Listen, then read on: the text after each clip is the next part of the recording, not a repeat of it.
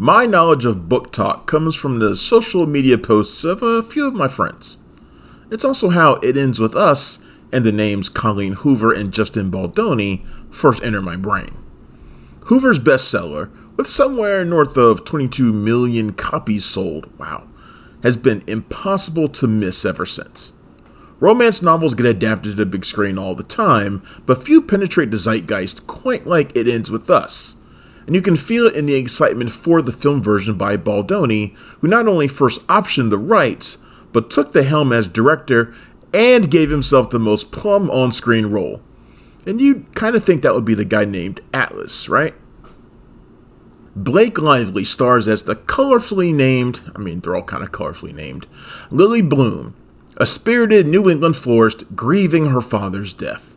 The night of the funeral, she meets the guy who seems too perfect, like he was created to be the hunk of a romance novel or something. His name is Ryle Kincaid, and with a name like that, you can see why Baldoni chose to play him. Ryle looks like a Greek god, tall and poised, but also kinda self-deprecating and slick. Oh, and he's a neurosurgeon who hangs out on building rooftops and has trouble with commitment. He's giving off, "I'm dangerous, please fix me" vibes. Lily isn't buying his shtick in the beginning, but Ryle comes armed with some serious charm. Plus, it doesn't hurt that he's the brother of Lily's new best friend, Alyssa, played by Jenny Slate, who's really good in this, who helped launch her new flower shop. But as their love takes root, Lily begins to see a darker side of Ryle, and it echoes traumatic memories from her past. Screenwriter Christy Hall, of the recent Sean Penn, Dakota Johnson film Daddy-O, knows the assignment. It Ends With Us manages to handle a sensitive issue with as much care as can be mustered, while also giving into the melodramatic sweep the genre demands. There's no easy way to navigate Lily's complicated, messy backstory. Hall deftly includes flashbacks to a teenage Lily, played by Isabella Ferrer, a spitting image of Blake Lively. Her romance with a troubled young man named Atlas, played by Alex Newstater, who looks older than the adult version played by Brandon Sklenar, and the domestic abuse suffered by her mother, played by Amy Morton, at her father's hands.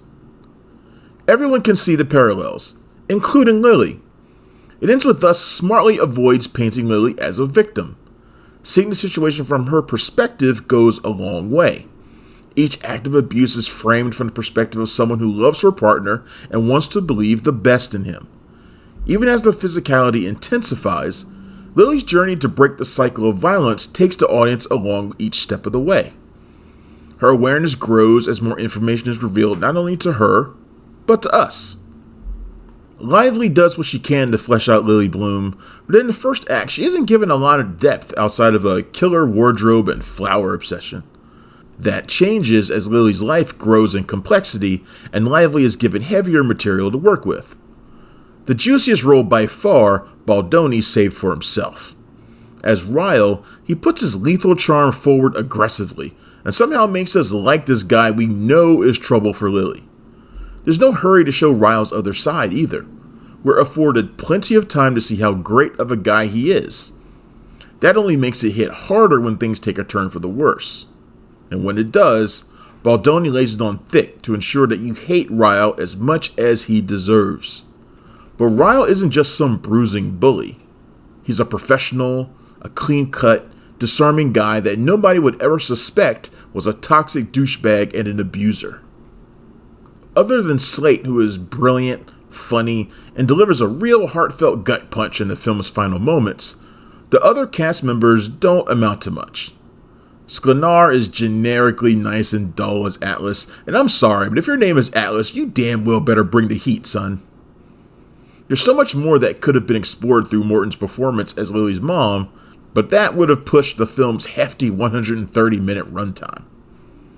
It'd be a lie to say that It Ends With Us is geared towards yours truly, but it'd be another lie to say I can't see the appeal. There's a reason why Hoover's story, first published in 2016 and pulled from painful memories of her parents' relationship, is already so well known and resonant that trailers don't even bother trying to disguise the plot. Lily breaks the mold as a woman who doesn't waste time trying to fix what's broken. She takes charge to break the pattern of abuse, not only for her but for her family.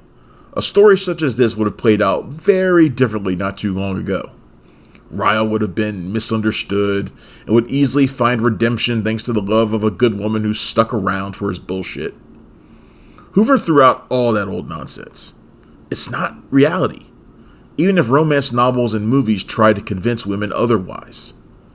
And while It Ends With Us is lacking in nuance, it delivers a message of bravery and hope in the form its audience will be most receptive to hearing it. It Ends With Us is in theaters now, and it gets a 3 out of 5. Thanks for checking out the show.